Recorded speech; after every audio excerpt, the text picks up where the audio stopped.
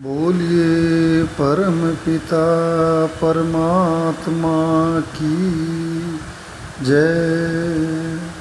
शब्द भेदी गुरु साईं अरुण जी महाराज की जय।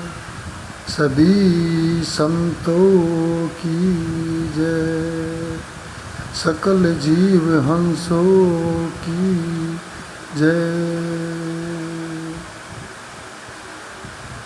सभी संत भाई बहनों, प्रिय गुरुवर भेदी गुरु साईं अरुण जी महाराज को दंडवत प्रणाम। सत साहेब जी, सत साहेब जी, सत साहेब जी। संतों, कहा भी जाता है कि राम नाम की लूट है, लूट सके तो लूट, अंत समय पछताएगा जब प्राण जाएगा छूट। संतों, ये लूट क्या है, ये राम नाम क्या है। संतों, जो गुरुवाणी आ रही है, जो प्रगट वाणी हम सुन रहे हैं, जो हर घड़ी हर पल हर जगह पूरे विश्व में पूरे ब्रह्मांड में गुंजायमान हो रही है, वो राम नाम है। वो राम नाम हमको किसके द्वारा पता चला है? वो राम नाम हमें भेदी गुरु साईं अरुण जी के द्वारा पता चला है। संतों, महात्माओं, तो ये बोल रहे हैं कि राम नाम की लूट है, लूट सके तो लूट। लूट सके मतलब सबको चांस दे दिया है। ऐसा नहीं है कि किसी एक को दिया है, कोई को चुनाव किया है, लेकिन इसमें कौन आता है? जिसका भाग्य बन जाता है वो इनके मार्गदर्शन में आ जाता है, वो इनको वीडियो सुन लेता है और उनको लूट लेता है। जो राम नाम की लूट है वो लूट लेता है और बाद में वो क्या बोलता है? जो जिसने लूट लिया वो दूसरे को क्या बोलता है कि भाई तू भी लूट ले, तू भी ले ले, तेरे को भी मिल जाएगा। जो चीज़ मेरे को मिली वो तेरे को भी मिलेगी। तो बोलता है अंत समय पछताएगा जब प्राण जाएगा छूट। अंत समय कौन सा हुआ? अंत समय, एक अंत समय और एक अंत काल। अंत समय कौन सा होता है? जो मनुष्य की योनि होती है, इसको अंत समय कहा गया है। और अंत काल, जो मृत्यु का निकट समय आ जाता है, उसको अंत काल बोलते हैं।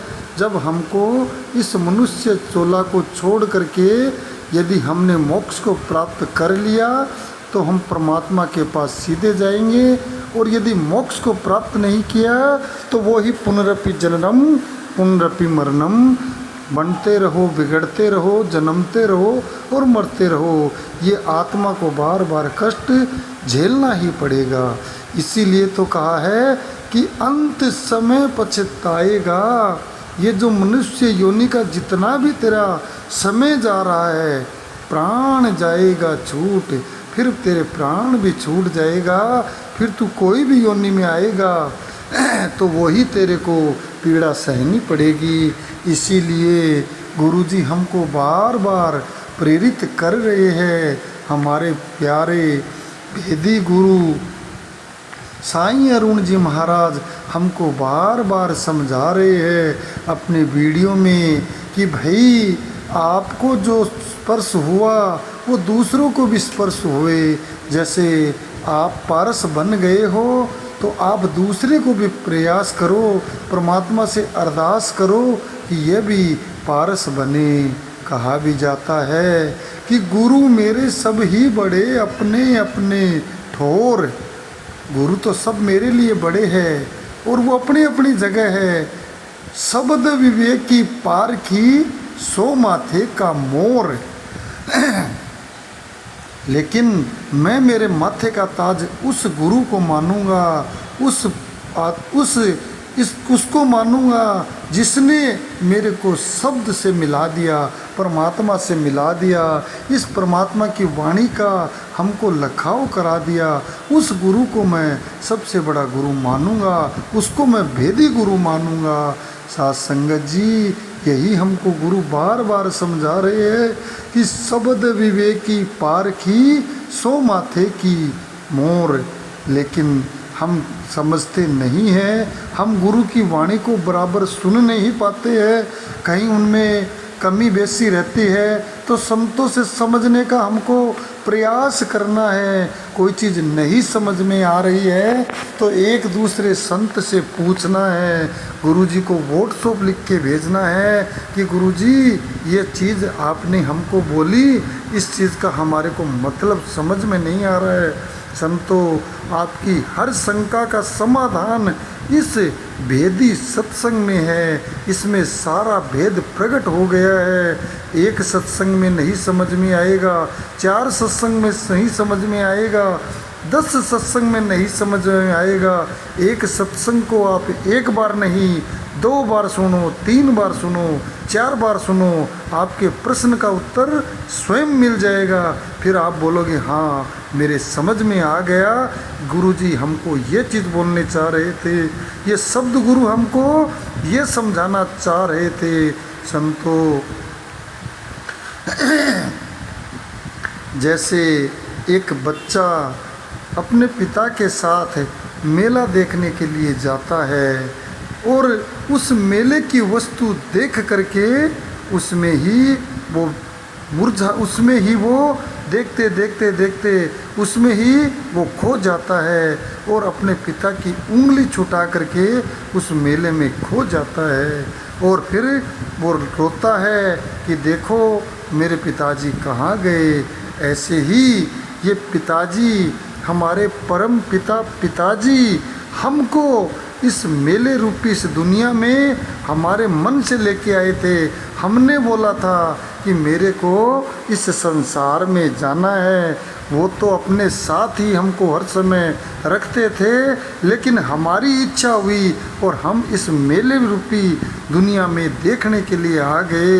लेकिन गुरुजी हमको क्या समझा रहे हैं, यदि आपने उस मेले में भी कहीं से पुकार कर दी तो वो पिता तुमको ढूंढता हुआ आ जाएगा।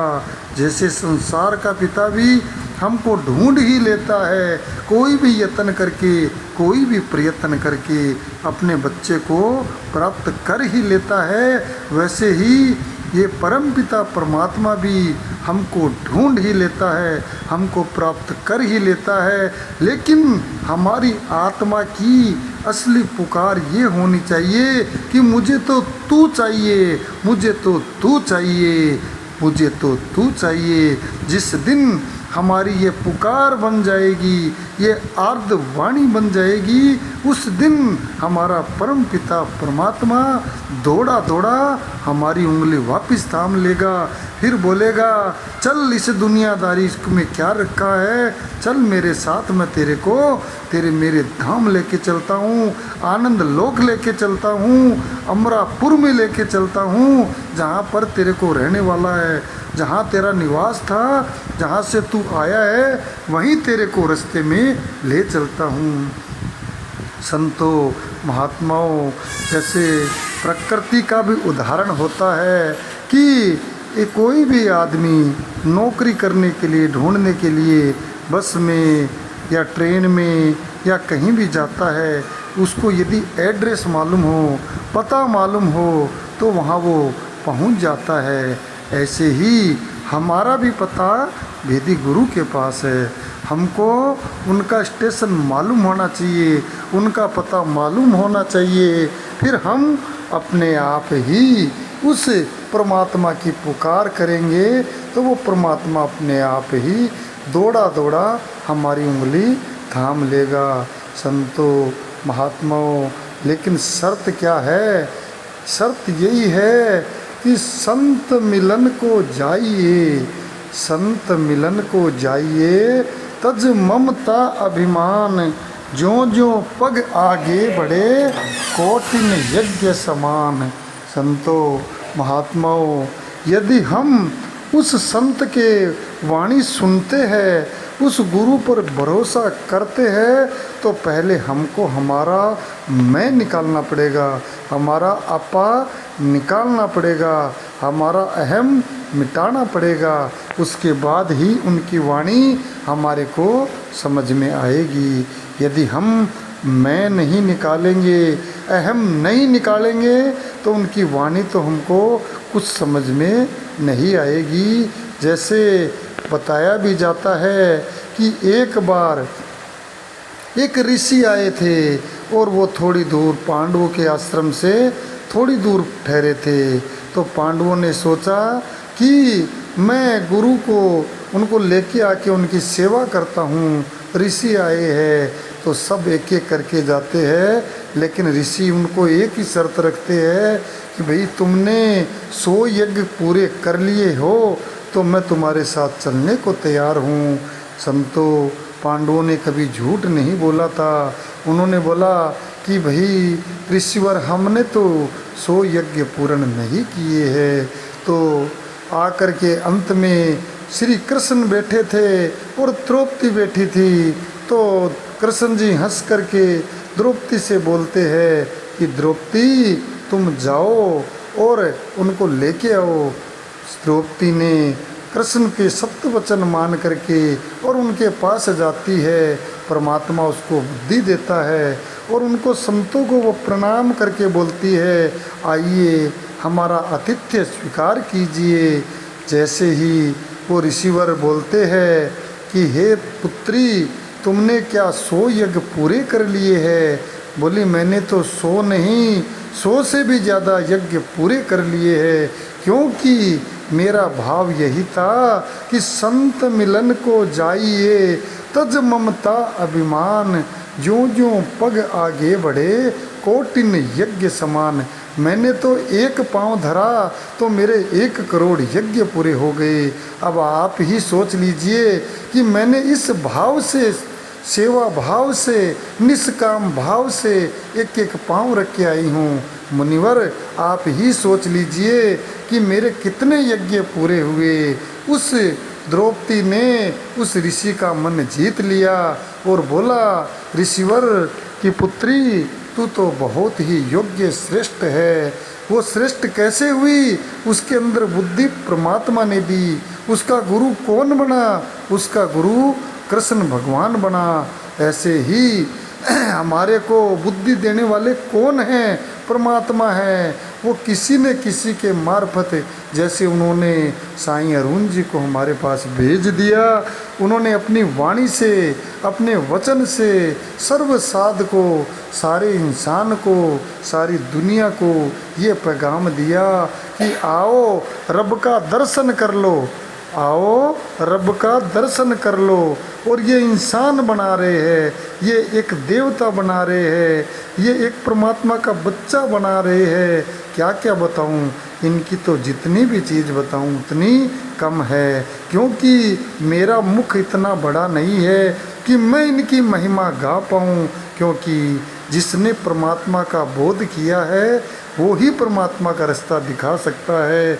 जैसे हमने कोई चीज़ देखी हो तो हम उसको बता सकते हैं कि ये चीज़ कैसी है, मीठी है, नमकीन है, कड़वी है। ऐसे ही उन्होंने स्वयं परमात्मा का लखाव किया है।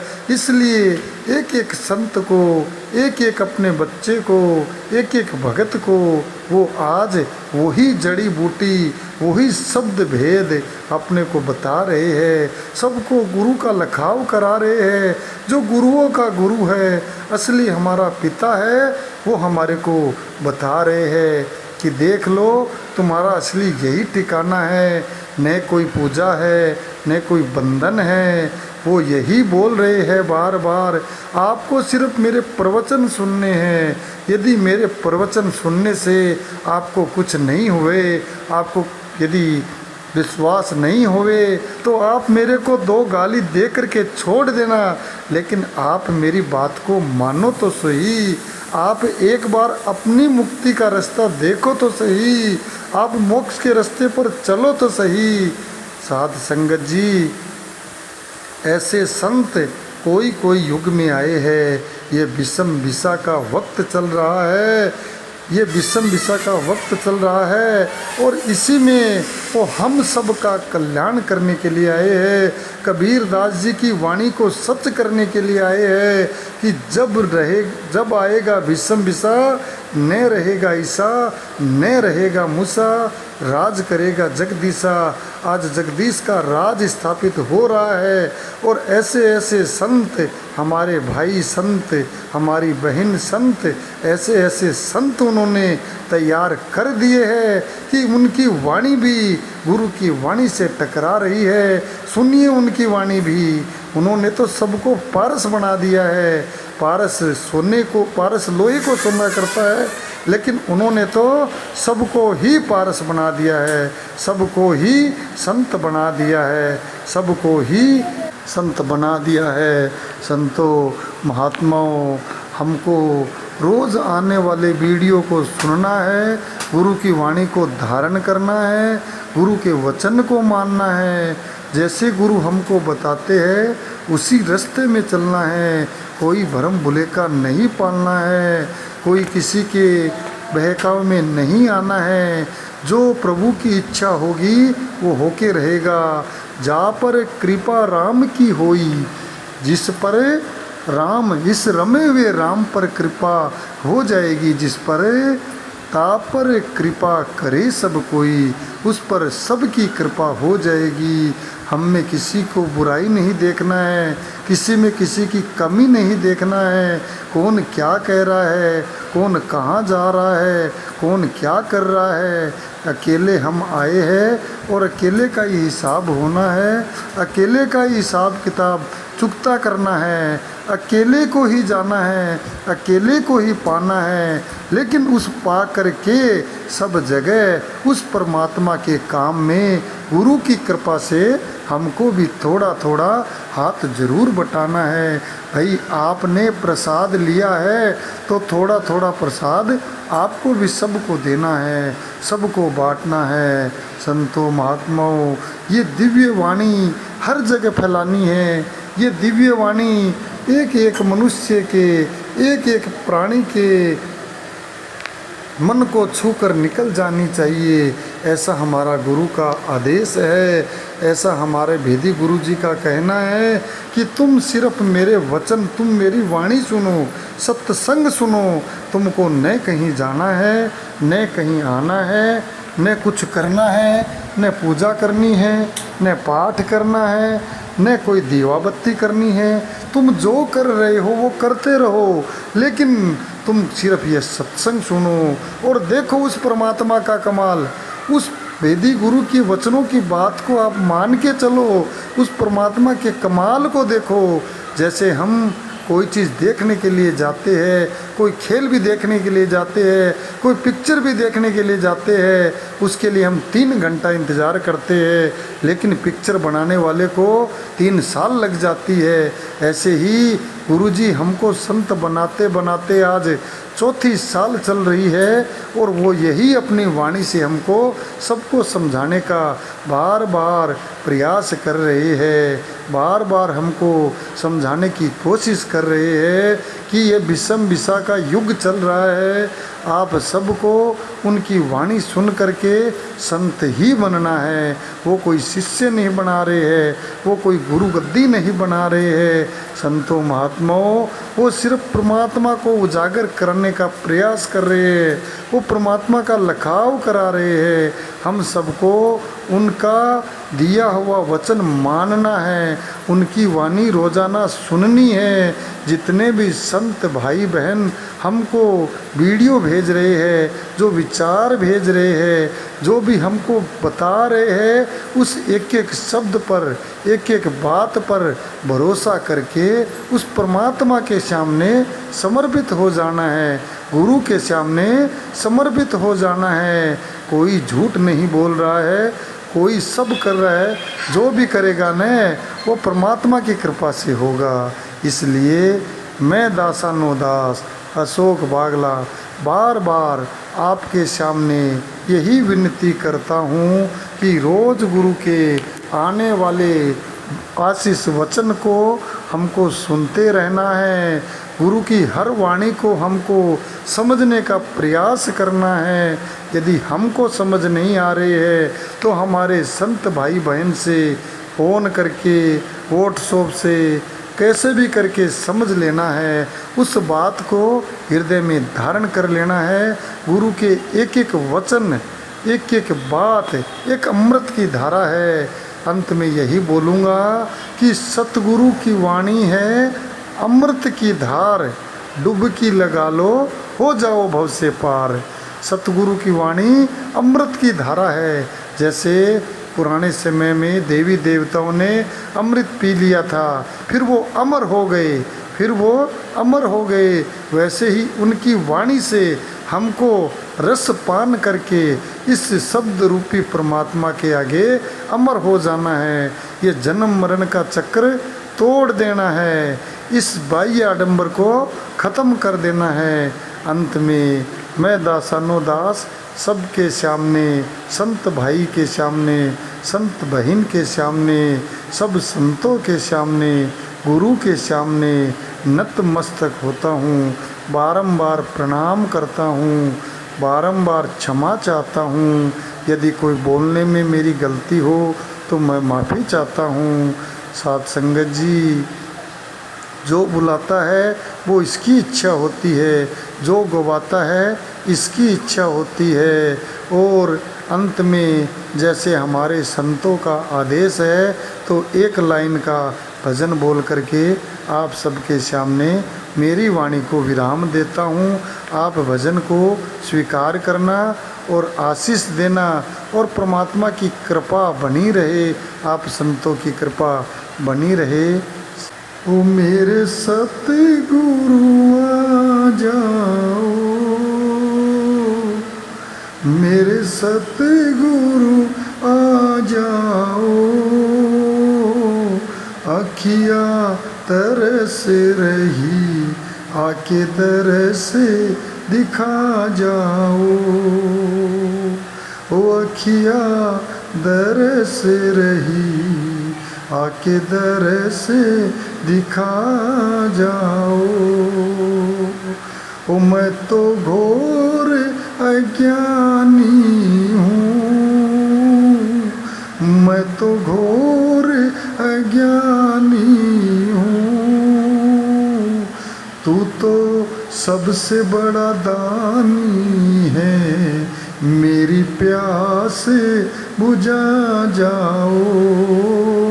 तू तो सबसे बड़ा दानी है, मेरी प्यास बुझा जाओ। शब्द भेद मुझे बता दे प्रभु, शब्द भेद मुझे बता दे प्रभु।